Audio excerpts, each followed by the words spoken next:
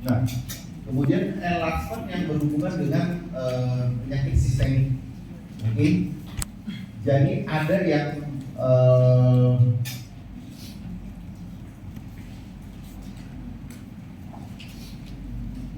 kategori atas ini adalah ini yang kalau pasien jorok. Oke. Kalau pasien jorok, itu baru bisa terjadi. Kalau pasien bersih, belum tentu terjadi. Oke. Kalau yang ini nggak peduli mau jorok mau bersih ya akan terjadi pembesaran ginjalnya. Oke. Ini disebut condition enlargement. Nah, contohnya pertama ini biasa korbannya lebih banyak wanita ya. Wanita kalau pada puberti namanya apa? Gingivitis yang terjadi pada masa pubertas.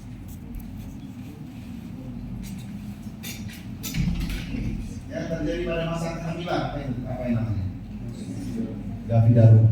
Dan nggak cuma gingivitis gravidarum, yang kadang-kadang epulis gravidarum. Oke, saya juga sering dapat pasien yang epulis gravidarum dan kasihannya itu adalah misalnya ini gigi bawah mereka nih. Oke, ini gusi depannya. Gusi depannya nggak apa-apa. Gusi belakangnya tiba-tiba berlindung kayak gitu. Oke, jadi ketika ini lidahnya di sini, jadi mengganggu sekali. Ketika kondisinya nggak hamil, dia jorok-jorok aja, nggak terjadi apa-apa. Tapi ketika dia hamil, hormonnya nggak balance, ini gusinya bisa berlindung seperti ini. Oke. Kemudian nutrisi yang berhubungan dengan si vitamin C ya. Ini dulu sering dipakai buat soal ujian, tapi ini terlalu gampang. Jadi kali ini nggak keluar lagi ya. Kalau kalian lihat soal tahun lalu, vitamin C defisiensi nggak akan keluar lagi. Kemudian ada alergi karena plasma cell gingivitis. Kemudian ada juga si pyogenic granuloma. Biasanya ini kalau kamu lihat pasiennya OH-nya buruk. Jadi saya pernah dapat pasien yang pyogenic granuloma, nanti saya akan tunjukin. Oke. Dan dia khasnya adalah dia merah banget. Jadi kalau dia merah sekali, artinya kaya dengan pembuluh darah. Kalau kamu potong dan kamu nggak punya tools yang tepat, siap-siap kamu akan repot fungsi perdarahannya. Oke, jadi kalau kamu cuma punya blade, kamu ketemu kayak jadi granuloma, jangan kerjain. Oke, minimal kamu punya counter atau laser. Oke. Kemudian yang tidak terpengaruh dengan ada atau tidaknya plak itu ya sistemik yang lain, contohnya kayak si leukemia, granulomatosis sama sarkoidosis. Ini kalian akan dalami lebih banyak di OM. Oke, kalian udah masuk OM belum? Sudah. Oke, ini adalah ada juga yang mengatur tumor dan tumor ganas. Ini juga saya nggak akan tanyain dan nggak akan keluar ujian ya. Kemudian ada juga false enlargement atau perbesaran yang palsu. Apa itu perbesaran yang palsu? Jadi besar tapi bukan karena penyakit. Misalnya adik-adik kalian yang umur 6 giginya mau tumbuh, pasti gusinya melindungi dulu kan. Nah itu bukan enlargement-nya, giginya mau tumbuh gitu aja. Sama ya kalau pada ras Asia ini banyak, ini namanya opus ya atau exostosis yang pada lingkungan. Oke, kalau menurut literatur sih karena tekanan punyanya berbeda. Pasien suka punya, badan memproduksi tulang tambahan untuk support si gigi P-nya biar tak tumbang. Oke, tapi pasien yang punya torus kayak gini, kelemahannya apa? Dia nggak bisa pakai gigi tiruan lepasan yang akrilik itu, karena akan menghalangi.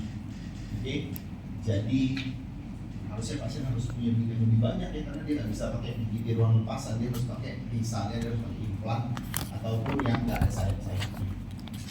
Oke, yang palsu-palsu ini udah ngerti ya. Oke, sekarang saya akan kasih kalian contoh kasus. Oke, contoh kasus yang pertama ini adalah pasien yang minum obat anti hipertensi puluhan tahun. Kemudian apa yang terjadi? Nggak usah dipencet aja, udah ada nanah-nanahnya kan di sini. Oke, karena dia nggak bisa jaga OH-nya dengan baik. Jadi betapa menderitanya. Oke, ini setelah 4 kali datang berarti dia sekali datang saya potong 6 dulu, baru bisa kelihatan yang gasutnya. Habis itu dia harus benar-benar jaga oral hygiene. Kalau dia nggak jaga oral hygiene, dia balik lagi kayak gini. Dan ketika dia datang dengan kondisi begini, dia makannya tuh nggak enak begitu. Jangan kan makan bubur masuk aja dia udah langsung pergi, nggak enak, nggak nyaman dan bau sekali. Oke. Kemudian ini adalah kasus penggunaan orto ya, pirati ortodonti, kemudian adanya akumulasi plak, pasien tidak bisa membersihkan, akhirnya gusinya naik sampai mepet ke brain. Nah kebetulan ini dulu adalah anak FKT, kemudian dia angkatan 2012. Kemudian pas dia mau buka bracketnya, sekalian buka bracket, sekalian kita tinggikan soalnya. Oke. Selanjutnya ini adalah contoh biogenik granuloma. Oke, dia nggak merahnya. Oke, begitu kamu kalau cuma potong pakai si blade, kamu akan kebanjiran. Darah itu benar-benar banjir yang non-stop. Oke, saya pernah berkait kasus-kasus kayak gini yang dulu awal-awal, tapi bukan karena biogenik, tapi gara-gara pasien stok pengencer darahnya kurang lama, kemudian saya lakukan bedah podontektomi. Begitu bedahnya 30 menit, stopin perdarahannya 2 jam, dan ini masih bak darah semua. Jadi harus benar-benar hati-hati. Kalau pasien ingin pengencer darah harus kontrol. Oke, kalian bisa nangis berhenti darahnya. Jadi karena begitu keluar nggak bisa stop. Oke, kalian tahan pakai kasar atau gauss. Tahan 15 menit, 20 menit, kalian berasa udah pegel banget, terus kayaknya udah mulai berhenti. Begitu kamu intip sebentar, terus keluar lagi. Oke, jadi itu akan sangat stressful sekali. Oke, kebetulan yang saya OD dulu, begitu saya buka darahnya, langsung satu mulut full darah lagi diserut, belum bisa jahit, satu mulut darah semua. Jadi akhirnya kita harus sampai kita masukin yang buat penghentikan perdarahan, kolagen semostan ke dalam, kita jahit di dalam. Itu jahitnya udah nggak kelihatan juga, udah terbenam sama darah semua. Kemudian ini adalah biogenik granuloma. Kalau nggak punya toolsnya jangan terjahit. Kirim ke orang yang punya si kauter kalau kamu mau hidup enak ya. Karena jadi dokter itu kadang tidur enak tuh lebih sedikit. Ya.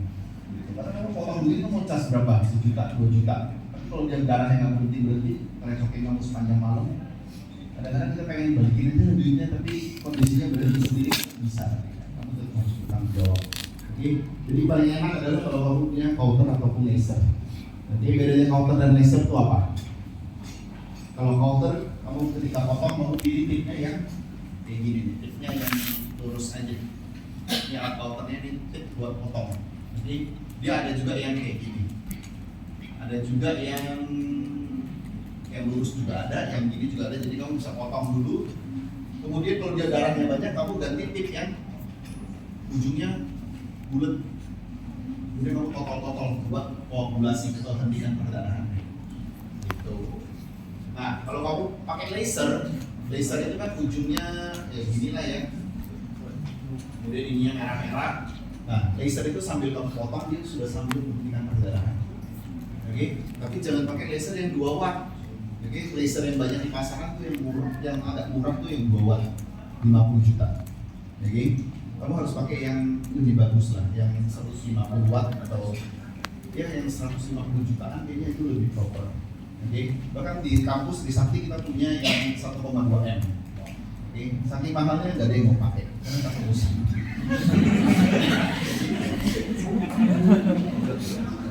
Kemarin sempat rusak karena nggak ada yang dipakai, terus di servis itu 60 juta. Jadi rusaknya karena nggak ada yang dipakai. Oke, kalau ini adalah kayak influencer asal Bandung gitu. Jadi dia datang dengan kondisi giginya pendek. Kemudian dia minta gigi saya pendek banget, saya mau crown lengthening atau dipanjangkan. Jadi ini bukan minimal enlargement ya. Ini kasus estetik yang kita harus potong tulangnya. Oke, ini namanya crown lengthening atau pemanjangan crown. Ini kan dummy smile. Kapan kita kategorikan seorang dummy smile? Kita suruh dia senyum, kemudian kamu hitung dari batas bawah dari bibir atas ke sertikal gigi ini. Tidak boleh lebih dari 2 mili. Oke? Sekarang coba temannya senyum kamu dummy smile ya kan? Oke? Kalau dummy smile kamu bisa lakukan ini. Ini tekniknya gimana? Enggak, ini pakai blade. Kalau kayak gini, kalau potong-potong gini sebenarnya paling enak.